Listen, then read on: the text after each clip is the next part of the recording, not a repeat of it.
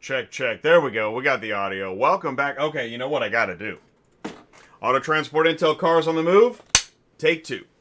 So welcome back to Auto Transport Intel, everybody. Thank you so much for tuning in on Cars on the Move. It's Friday. It is Central Time. Please do feel free to jump in the live chat. Thank you, Fast Eddie, for saying hello on the move with cars. 2018 Harley Davidson, no problem. Dead Tesla S slammed on the ground, no problem. Cool, man. Thank you so much for saying hello. Also, I do want to mention we are going to be live for 30 minutes, as you know. If it's your first time here, welcome. But please do feel free to leave a like and go ahead and you can hit that share button, hit that copy button, grab that YouTube link, text it, email it, share it with a friend. Why would I do that? Why? Right? Well, go to autotransportintel.com, click on sign up, become an ATI insider. We're going to put you in touch with Ty. We're going to talk about the roundtable, get you on the email blast, because here on Friday on Cars on the Move, we kind of like to recap, look at the week. What are we doing? What's the whole point? We're going to talk about Tuesday night. We're going to talk about future shows. We don't have any interviews, but next Friday is the melting block of ice. So, you know, Cars on the Move is an interesting show, right? I can't say it all. Here we go. Ty, what's going on, man?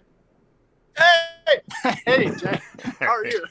What's happening? Well, I'm at the auction. I'm not in the transport parking lot. I want to show you something. This is one of the reasons I like auctions. I'm at America's Auto Auction, Kansas City. Here, let me show you. Can you hear me with all the wind? Good to go. Look at that. Can you see that? I see America's Auto Auction. What am I looking? I'm looking at a logo. Kansas City. Kansas City. Yeah, that's where I'm at. Now look behind me here. This is cool. See that? There's an event. They had blowout sales. It's during the sales. Yeah, the audio. Audio. How's that? So what was the event? What are they doing there? Dealer appreciation. They had 2-day sale this week. So normally it's Thursday, but Wednesday they had the Kia Hyundai. Okay, did you catch that? I gotta find a place to get out of this wind, dude. Yeah, dude. So anyway, big sale this week at the America's Auto Auction in Kansas City. And I just wanted to show you, that's the event tent. So while you're buying cars, you run over here and you grab something to eat. Then you come back here, right here, look. And you just keep buying cars. So I got a question. Yeah. Let's say you're a carrier, can you show up over at that appreciation tent and get something to eat, or is that just dealers? Supposed to be just dealers, but you know, if you're friends with some of the auction people, you can get in and grab a snack. Usually they're pretty nice. How about this? Skip the food because you don't know if you're welcome, and just start. Can you say hello to a couple people? Could you? Yeah. Yeah. What might you say? Hey, sorry to barge in. I'm a carrier, and I just want to know how was the sale going? Did you get everything moved? What else might you say? Hi, my name's Ty. I'm a transport guy. I transport cars. I was just going to come in here and tell everybody that I'm a transport guy and I transport cars. Hey, buddy, what do you do here? I'm driver. Oh, okay. Driver. That's an important job here at the auction. You have to move stuff. He's like, you know what my job title is? None your business. Well, at least you didn't have a mask kidding. on. Hey, no, hey, man. We barge into people's lives all the time. That's why I talked about barging in. In fact, right now I've said barging in so many times, this might be the barging in episode. Speaking of, I've got some stuff I want to talk about. I'm just going to move forward with it, and then we'll adjust. If you see somebody you want to talk to or whatever, okay? Okay. All right, cool. Yeah, Let's do it. All right, cool. All right, I'm going to share my screen. And we also got, just before we do that, okay, so Chris is here. We see Chris Chamberlain all the time. And Chris, I love that. We got David from Two Bears, part of the core. We got Chris Chamberlain, part of the core. We got John Cochran, part of the core. And Fast Eddie, part of the core. We do have a core. And I really love that. And, that's the thing, it's not required. I actually, I realized, think about my ELD punch. Like, why do I do that, right? And because you know what? I'm not big on like Kool-Aid drinkers and cheerleading. So, yes, I'm excited about our core, but what I'm not excited about is like nonsensical language to get people to like get excited, right? There's a difference. Isn't there a difference? Okay. Speaking of, let's talk about Tuesday night. All right. So, we had the show Mobile App Tug of War. Why did we do? Oh, hey, and by the way, Paul Meyer's here. Paul, we were just talking about you. Thanks for tuning in, buddy. Really appreciate it. That was last night we were talking about you, huh? We were hanging out. We were talking core.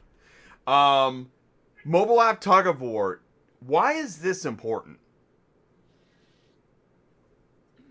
That's really important because there's a lot of apps out there. If you're new or not new, you got to figure out which app to use. And then you got people shoving apps down your throat that won't let you even haul a car unless you use their app. So it's kind of important. Yeah, so exactly. So why are companies shoving apps down drivers' throats? Do they know it? Do they not know it? What is the deal? And I want to share this. Check this out. Actually, Skip Kavanaugh commented on my LinkedIn post. I love this. He said it. So Skip with Ready Logistics says, the 1,000 apps problem, the problem is really about who owns all that customer lane rate data. And are they selling it to my competition? Otherwise, we would all just pick one and make it the industry standard. Let's talk about this. Thank you, Skip, by the way. What do you think of that, Ty? Well, I don't know I do believe there is something to the data, and I haven't figured out what that is. To me, it seems like somebody's trying to figure out lanes and prices and how many cars are moved in those lanes. I don't know exactly what he means. I didn't see that comment, but what does he mean when he says, and they are selling it to my competition? So who's his competition? Thank you. Is he a load board? Is he a transport company, a broker, an auction? Or does he just work for Cox? So that's it. Honestly, this comment is so awesome. And I honestly really appreciate it. You know, it is no secret that you can say something controversial here and we will address it and talk about it. And I want to see things from both sides. I ride right down the middle. All right? And so when it comes to Skip's comment, you have already talked about customer lane rate data before. So when he said that, I thought, wow, Ty is right on it. And yeah, who is his competition? And one of the things that I think that, because when we all look at data, wait, whose data is it? Is it your data? Is it my data? Is it our data? And then how about this one? Is this the only way to get that data? What would Paul Machine say about this? Well, see, there's an interesting word in sentence 2. Hey, Wayne. The problem is really who owns. Owns, okay? So this is where my hair starts standing up on the back of my neck. Owns. Who owns all that customer lane rate data? So for a long time, I built several lanes with multiple trucks, and nobody ever knew what I was doing except for me and my customer, right? So I'm not exactly sure what right. I always because felt it was on, like. Well, yeah, you were off the grid. Yeah, and I liked it, and that's the way I'll do it every time. And that's the thing. I want to say this. For anybody who's bored right now, you're like, oh man, they're talking about data, they're not talking about trailers. Guys, seriously. We know that there's plenty of conspiracy theory offline on other topics. I don't have to even get into the politics and whatever. So if conspiracy theory exists everywhere else, we know it exists within data, and that's why we're talking about it. Because when you were hauling vehicles for your customers 10 years ago, it was off the grid. It was on paper. It was on memo pads. Now that it's all in apps, it's still your customer. You're the carrier. So why, if you use somebody else's technology, is it their data? And by the way, I just want to get into, didn't somebody send out an email saying, don't be making handshake deals in the parking lot? Wouldn't that be because now you're off the grid and we don't know what you're talking about? Alexa, right? Well, that's what, so to me, again, I don't know this guy. I mean, I see him on LinkedIn. And again, I like Skip. Okay, for the record, I like him, but I think his comment is fascinating. Well, to me, it always goes back to the dealer, and that's what you'll always hear me say every time, right? So if my dealer goes to any auction, my customer, and he tells me I'm going to any auction and I'm going to buy cars and I want you to pick them up and bring them to me, I don't know who needs to know that information besides the customer and the transport guy. And I don't understand exactly why anybody would think they need to know that, or that they have some kind of almost like an oligarchy kind of a thing. Like, this is ours and you can't touch it. And if you do, you're going to die. It's kind of like a little spooky to me, really.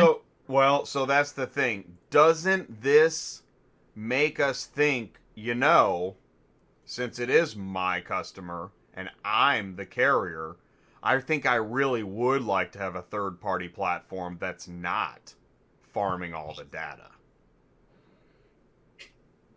I don't know, man. It's just a question. Let's move on. We don't have to wear tinfoil hats the whole time. Let's go to the next one.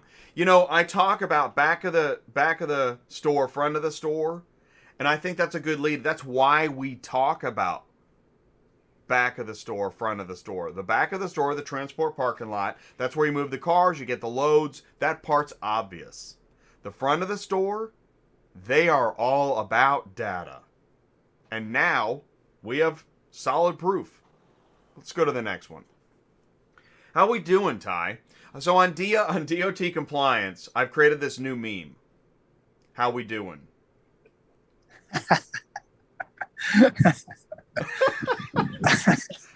So, Tom, I asked Brian yesterday, how we doing? Yeah, exactly. Don't even. Come on, what are you trying to get me in trouble today? I am trying to get you in trouble, but I'll tell you, here's my favorite part about how we doing is that if you look at this and go, great, we got a problem. Yeah. Right? Yeah, we got a problem. And the reason why I now have a segment called How We Doing is because this is why super truckers, by the way, I had a guy tell me, somebody posted it to Instagram, like, the F up, Jay. Like, somebody told me to shut up. And I thought, but I'm trying to help. I'm trying to help, man.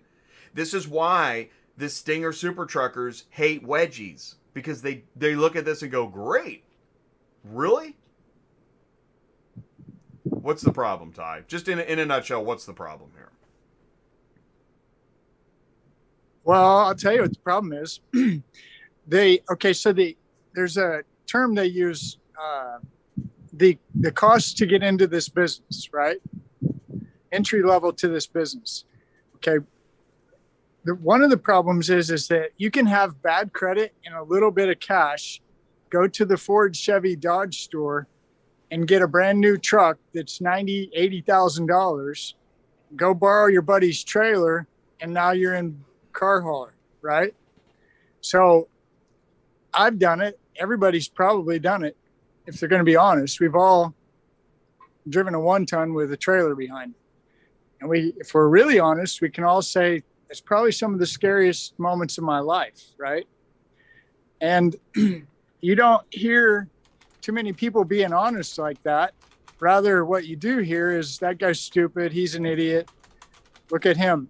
So rather than try to make fun of people, I think it's good to try to inform people, educate people. So when we say, how we doing, I can easily say that's terrible, that's dangerous, that's bad. He's target for the DOT, life's going to end for that guy soon, and he's going to make the industry look bad. I can say all those things, and they're probably true.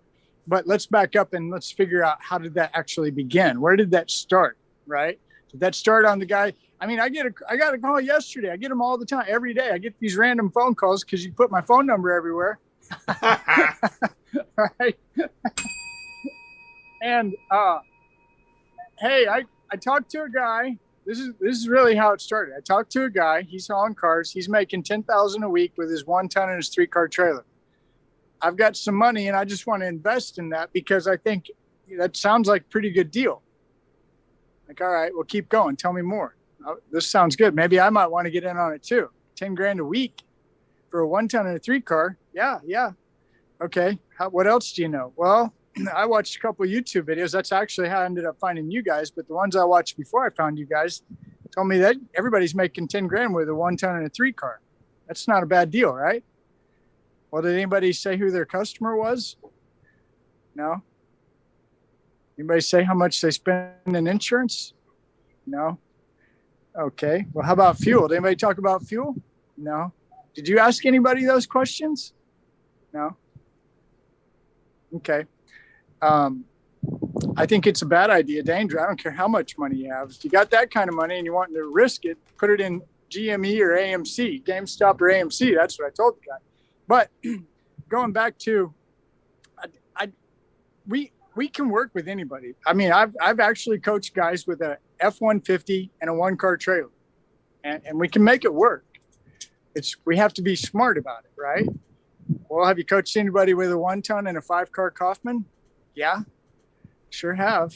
And it's dangerous, right? We got to be careful. Well, and that's where we get into how we doing. Because, yeah, if you're going to get rich quick and you're going to fly to Aruba next week, just make sure you don't load everything on the top with nothing over the back axle and make a sharp right turn at the exit. Okay? Right. Yeah. So, I mean, again, I can pick on this picture all day. I know, right? Exactly. That's what I love about it. It's amazing. But the reality of it is there's a bigger problem here with that picture, and it's not how the guy loaded it; it's how much the guy maybe doesn't understand or know. And so by picking at the guy, making fun of the guy, does that help anybody? Does that help him? Does it help? What does it do? Well, it makes me feel good. Exactly. If I really pick on him constantly, my views will probably skyrocket, and then I got to get my stack of money out. But the thing is that that's not what we're doing. We really do. I would love to end all. I think I said this before. I want to stop all the snickering at the fuel island about wedgies. If I can do that, I think I could. I might fulfill my dream. Let's move on. Oh, there's the money shot. Right, because that's the problem. I don't know why I keep seeing this on social media. But I thought, if you can't beat them, join them. Because it is ridiculous. This is ridiculous, right? Yeah, I think so. It's ridiculous. All right, let's move on. Hey, buddy, what do you do here? Oh, not this one. Oh, you do, Karen? I got to tell you. Hey, this is what I wanted to talk about. Time out. That's relentless. I want you to meet my buddy, Jay. Jay, put the screen where he can see you. Yo. This is my buddy, Jay. Yeah. We're transport guys. Yeah, I met you a couple months ago or something. Oh, right here? Yeah, in the Bay. We were talking. So you do inspections, post-sale? Right. Yeah, CRs, post-sale. How much is a post-sale these days? $150? I don't know about that. I don't handle any of the actual charges. So how does it work? Dealer buys a car. He wants to post-sale. Right. So you probably tell somebody in the office? Yeah. Yeah, you go to the front desk and they put it in the system. Post-sale. Right. And then it somehow gets to, is this your building here, post-sale? No, this is CR trailer. CR? But yeah, and then the sheets print off down there in the mechanics building. Is that by the recon building? Yeah, same building. Okay. And then they take the sheet, runner goes and gets the unit. We check the topside frame, run it over the big metal ramp down there, check for leaks, bottom side frame, quick test drive, see how she shifts. What would you say, topside frame? What is that? Motor? Topside structure. So, the unibody frame structure, the pillars, apron, right. Everything's got Right. If there's damage in certain spots, then it's a fail. Same with like if there's a leak that costs more than $600 to repair, it's a fail, or they'll make an adjustment. Right. So this is where it gets crazy. That's guys. really interesting. Yes. You got to ask a question. Oh, and I want to say, not only is that really interesting, but also one of the things that we hear dealers talk about is that there's varying degrees of level of inspection, quality of grade, right? You know about that. Well, the funny, so this is what I was talking about earlier. I said, as transport guys, the dealer will call and say, I've got 6 cars at the auction. Okay, we get excited, right? Yeah. So we buzz over here, finally get the gate passes. There's only 4. Yeah. Why are there only 4? 2 were in post sale and they didn't pass, right? Well, that messes our day up, but now we know. Right. It's because somebody, a dealer, isn't there a guarantee with the post sale also? Like a 7-day or something? Yeah, like it. I think there's 3 different levels: a 3-day, 7-day, 14-day, and 7, 14. Yeah, right. It probably costs more for each day. I would think, yeah. And then, yeah, like if we, So if I come as a car hauler and I pick it up and they got a post sale and it pass, dealer's calling me, where are my cars? Where are my cars? He's calling because he's got 7 days, right? right, So he wants that thing back because he's going to do his own little inspection. Right. And if he finds something that's different than yours, he's going to call the auction and say, well, this doesn't match.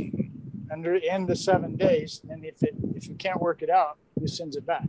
Is that right? yeah, pretty much, yeah.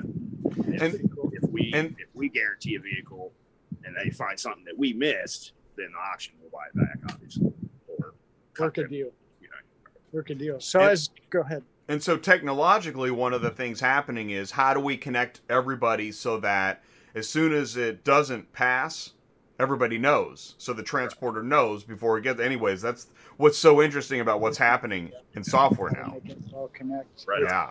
Technology and stuff like that. I'm sorry, what was your name again? Mark. Mark? Yep. Nice to meet you. Thanks for taking the time, man. Yep. Yeah, You're good. Mark, We'll see take you. care. Awesome. I want to show you. Can I show him your ramp? Down there, I know where it is. It's all right. Thanks. Cool, I man. got to show you guys this ramp. It's really cool, but keep talking. Well, that's awesome because you were just talking about post-sale inspection before we Well, went live. one of the things that came up yesterday and Tuesday, okay, Yeah. there's always this, you hear Sue say it all the time, verify, verify, verify, verify, verify, verify, verify, right? Okay, so this happens, and I don't know if anybody understands how it happens, but car dealers buy cars, whether that's online or at the auction. They decide to put it into post-sale inspection. They pay for that. You heard Mark. They got 3-day, 7-day, 14-day. There's a cost associated with that. In addition to not only buying a car that's really expensive right now because there are no used cars, not only paying the transport guy, we got to go ahead and put this post-sale inspection on it. So a lot of times car haulers don't understand, why is that dealer, whoever told me to go pick this car up, why are they so insane about getting it back? They've already called me 10 times and I'm about ready to go crazy. Okay, melting block of ice, Tim. Okay, somebody paid money, there's interest, they got to sell the car, things are moving really fast. So again, we always talk about temperament and personality. Know who you are and be ready for change, because there is a chance that when you get here, the guy that told you to go get 6, there really is only 4, and you're going to waste a lot of time and get mad until you understand this is part of the process. Did the broker lie to you? No. Did the auction lie to you? No. Did you lie to yourself? Maybe. But the reality of it is there are steps that affect you and can affect your profit. So what do you do when you go there to get 6 and there's only 4? You call the dealer and say, I'm not going to get these 4. I don't like you anymore. You told me there were 6. There's only 4. I'm done with you. I don't know. I guess you could. You call the dealer and say, hey, there was supposed to be 6. There's only 4. Can we make a deal? Do you know the similarity here between what you're talking about and picking up at repo? I mean, it's almost identical. Oh, yeah. And that's where the speed and accuracy of communication and information would greatly improve everybody's lives. Well, because somebody knew it was going to fail at some point. And it was probably in a time period before the transporter got there. It's just that he didn't have any way of knowing. Yeah, that's if you're working with a load board and a broker. Okay, if you're working with the way I preach, if you go get your own customer, the car dealer, you can not necessarily eliminate these situations, but you can certainly get around them a lot easier. Right? Well, I'll tell you what, and you know how? Is that like Auto IMS? They work with auctions and consigners. I mean, hundreds, if not thousands. They are working on a transport API to help connect the auction information to the transporter. And in this case, as soon as that post-sale fail, then that would go into the system, let the transport company know. I don't want that's the thing. We were just talking about being off the grid, but being on the grid has its benefits. Well, again, it goes back to, we had the tug of war Tuesday night. Are there too many apps? Are the rules with the apps ridiculous? And we can debate those things and talk about them, and I'm okay with that. It is a conversation that we need to have. But again, I keep going back to, if you have that relationship with a car dealer and you service him, what's going to happen is he's going to tell you, if you do it right, it's not hard. On Monday, drive by, you pick up the phone. Hey, how did you have on this weekend extravaganza blowout sale? We sold 100 billion cars. You're probably going to go to the auction or go somewhere and buy cars, aren't you? Yeah, we're headed to A, B, C, and D this week, Ty. Okay, I'll meet you at A on Monday, B on Tuesday, C on Wednesday. I'll be there. Okay, the dealer's there, whether he's there in person or whether he's buying online, you're already there, ready to go. Who's happy? Your dealer. Why is he happy? Because you're catering to him. He is very important now. Dealers like that, right? Hey, we got a great question from Paul Meyer, white tablecloth, thinking about the dealer. Here we go. Can't they pay for the 6 and have a 2-car credit on file? Is that too simple? Depends on who the dealer is. I've done plenty of deals where I just ate it. I've done other deals where the dealer paid half. I've done other deals with my dealer, and he was happy to pay me just so he could get his 4 back real quick because I was Johnny on the spot and I communicated. So kind of depends on who you're doing. I would assume you could do a credit thing. Sometimes that can get a little tricky, kind of keep track of stuff, especially if you're doing a lot of volume, but it's certainly an option. And it's an option you won't know until you explore by communicating, right? Talking to the dealer. We're running out of time. The sand is moving out of the dealio quickly. So I want to say this. I got a few things I want to say. Thank you for that question, Paul. That's really cool.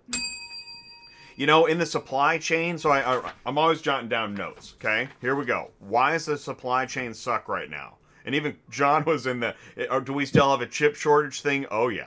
Oh, yeah, big time. So it started with the 2020 OEM shutdowns. That sucked. Then the travel rental car defleeting. Everybody got rid of their cars. Now we need those cars back. That sucks. Microchip shortage sucks.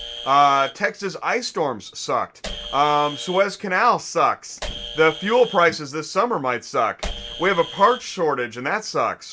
Plus, public transportation and ride sharing was getting really awesome, but now nobody wants to share a vehicle, so that kind of sucks. High prices due to limited inventory kind of sucks. Brings us to now. Don't forget the tires. We can't find tires. Oh my God, that sucks. All right. Okay, that was fun. Have a great weekend, everybody. Exactly. Everybody have a great weekend. Before we move on, and Lucha Libre Auto Transport sucks too. Okay. So since things are difficult, that's why we have the roundtables, right? Because we know that growing a business is hard. Whether you're a carrier, dispatcher, broker, dealer, auction rep, or maybe you're an OEM trying to figure this out. Let us know. We want to put you on the roundtable. I don't know when we have the next roundtable, Ty. I think it's gonna be, we didn't have one in April. May's almost over. I think we've got a spot in June. I think it's June 22nd. Okay, so we got a month. That sound good? Because actually I had a couple people calling asking when are we going to do another one. And I was supposed to ask you that, but I forgot. So yeah, put it on your calendars, June 22nd. Okay, we're gonna do that. All right, cool. Let's go to the next thing. What do we got here? So company branded interviews. Whoa. Right? Midwestern, that was an amazing show. We have so many shows lined up that there aren't a whole lot of spots. That's why shipping roundtables. I can't even book. I'm booked until July on company branded shows. Actually, we're gonna do the Women in Auto Transport and Mobile App Encore. Those are both in August because there's just no room. So if you want a company branded show, you need to email me. And, we'll try and fit you in maybe August. Autotransportintel@gmail.com. And thank you, Joe Bercari. That's coming up here in a second. By the way, if you missed Auto Transport 21, I just want to say that was amazing. And it's still, I threw my pebble into the water, and it's still reverberating. Listing all these companies, going through. If you need more information about it, go to, and there's a million ways to get a hold of me. Go to Auto Transport 21. Watch that show. Tuesday night, EV Transport Plugin. Joe Bercari from Midwestern is back. And man, does he have a list of topics. Wow. Thank you, Joe. That's going to be really interesting. That's Tuesday night. Ty. I like that one. Do photos move cars? So not only is this a show June 1st, but we're going to Car Conference in Vegas with them in the middle of June. They're our new diamond sponsor. Ooh. Wow. I love Black Widow. Man, I really do. They've got some amazing ideas that are in the works that I think are going to be huge for us. I really do. Okay. I said enough. And it's awesome, man. So that's coming up. Teaser, right? This is our teaser. In fact, I think that's it. Yep. That's the end of the teaser. So, we did it. We actually did. That was like speed round. That was a lot. Do you know how much stuff we just covered in 30 minutes? Whoa. But that's Cars on the Move. We're moving, man. We don't sit still. We got to go. We got to go. I hope everybody has a great weekend. If we confuse you or if we act like we confuse you, just call me. Jay's always put my number around. If you can't find me, email Jay. Or there's probably somebody that knows us. So we're here to help. We really are, and we really do. And we really do care about this ecosystem, this industry, dealers, auctions, carriers, OEMs. We've got some other stuff that I haven't told anybody about that has to do with Ro-Ro. What's Ro-Ro? Boats, ships, right? Yeah. We won't bring that up right now, but I'm just telling you, as this grows, as we grow, we're all growing together. It is a community. It is growing. And there are people that are watching and paying attention, and we appreciate that. We really do. And if we can do anything, just like Jay said, if we can do anything, if you got an issue, a topic, something you want to hit, be happy to talk about it. Throw it out there. And as I ride the third rail down the middle, if you feel like you've been dinged by something that's been said or shared or somebody commented on, we want to bring you on the show and we want to talk about it. Autotransportintel@gmail.com. We're not kidding around. Skip, I love the comment. I do have some questions. Love to have you on the show to talk about. Come on, Skip. We really are. That's the thing too. We know, I've talked about this. Even this is going to be dangerous. Here's some third rail stuff. There are media places where you can just read press releases and high five, and that's fine. But we don't do that here. We're actually talking and sharing information because we know that's what you really want to do. That's what you do when you're offline. When you're at a barbecue and you're with your friends, you're not reading press releases. No. So on that note, let us know how we can help. Thank you so much, Ty. Thank you, Jay. I love it. Have a good weekend. Man. Thanks. Have a great weekend. Stay safe, and we'll see you soon. Peace out, everybody.